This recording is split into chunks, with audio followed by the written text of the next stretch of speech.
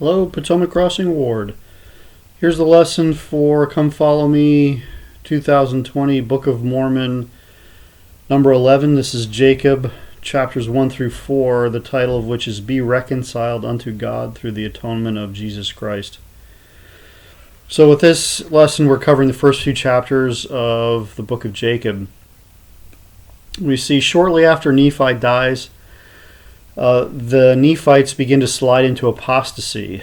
In these 3 chapters, Jacob specifically identifies 3 sins the people are falling into. First, materialism and elitism, which he discusses in chapter 2, verses 12 through 22.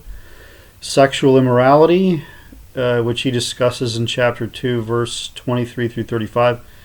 And bigotry, which he discusses in 3, 1 through 11. The one sin which is most problematic is sexual immorality, so Jacob emphasizes that over the other 2. We see that in 2:23 and 3:12. This address by Jacob is different from his previous address in 2 Nephi 6 through 10, as here he explicitly states they were out of the right way and identifies exactly what it is they're doing wrong. His previous sermon in 2 Nephi was exhortation to stay out of trouble. But here the people are in trouble, so he's directly addressing those problems.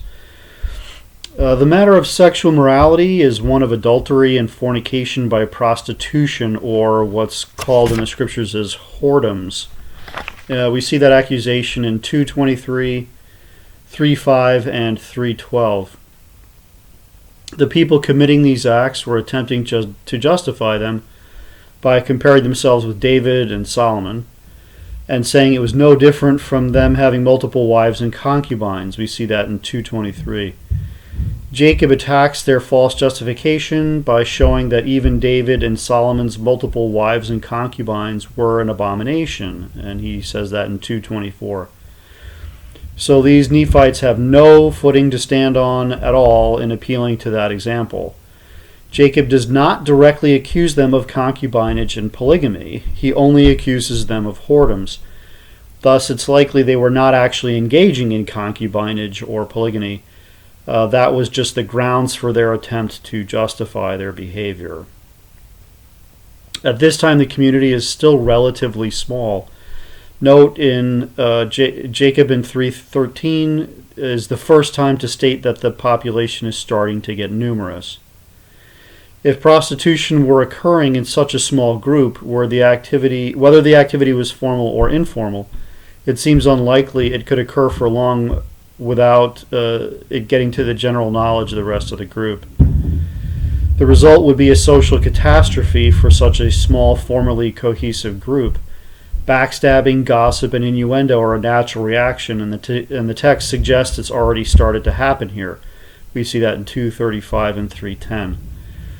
But note that Jacob sidesteps the issue and paints all of the women in the community as victims, both the wives who have been cheated on, we see that in 2:35, and the women who have been compromised by prostitution, and we see that in 2:27 through 28 and 2:32 and 33. This would obviously be an attempt by Jacob to diffuse tension between the wives who'd been cheated on and the women who'd been prostituted. So Jacob entirely casts the blame at the feet of the men involved. And we see that in 2:35 and 3:8.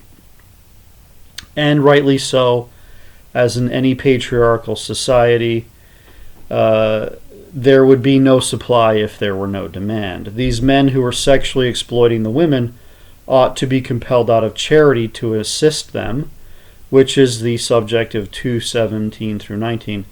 Without requiring sex in return. So Jacob is clearly presenting the women as the victims and the men as the perpetrators. He's not offering any excuse, and he's bearing down on them. There's no messing around here with Jacob. So how pervasive was the problem? Like many of the other issues surrounding this case, Jacob gives us no details. But from the surrounding text, we can draw some conclusions. First, Jacob is addressing men women and children in the plural. So it doesn't appear to be a single isolated incident.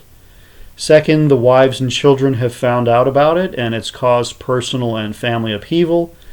So the practice appears to be persistent, not just a single isolated case.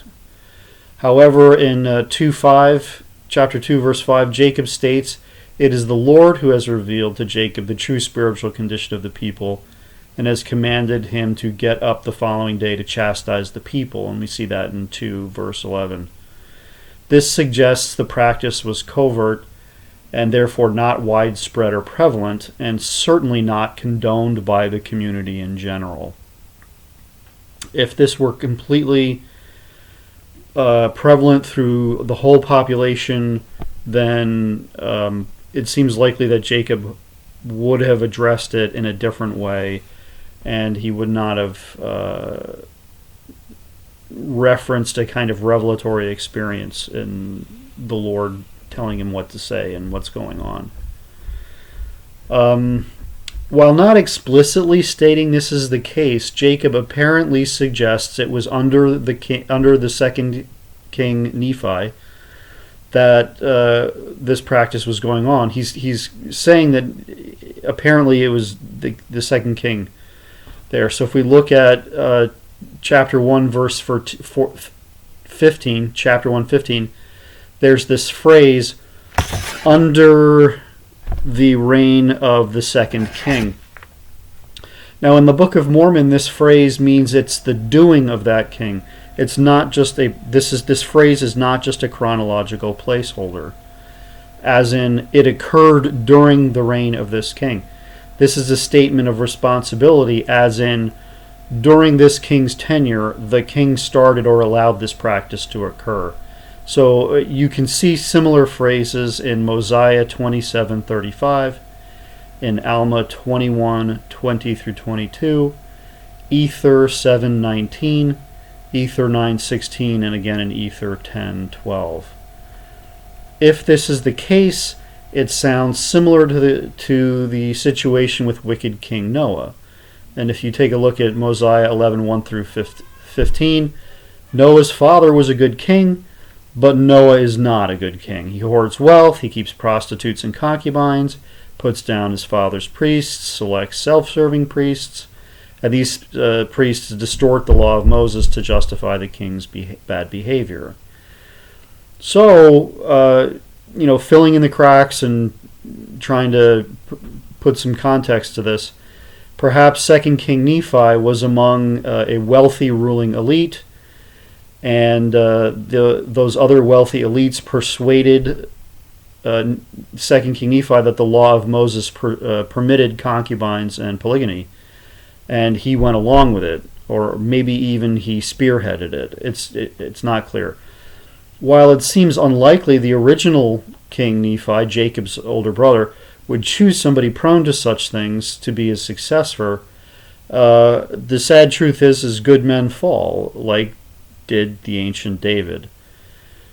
Unfortunately for us, Jacob is spare in the details surrounding what led up to the present situation, so we're left to speculate. But from the little bit of details we have here, it seems like the population there among the Nephites had developed a wealthier elite class who had started to become materialistic, and they seemed to take this as an entitlement to engage in prostitution.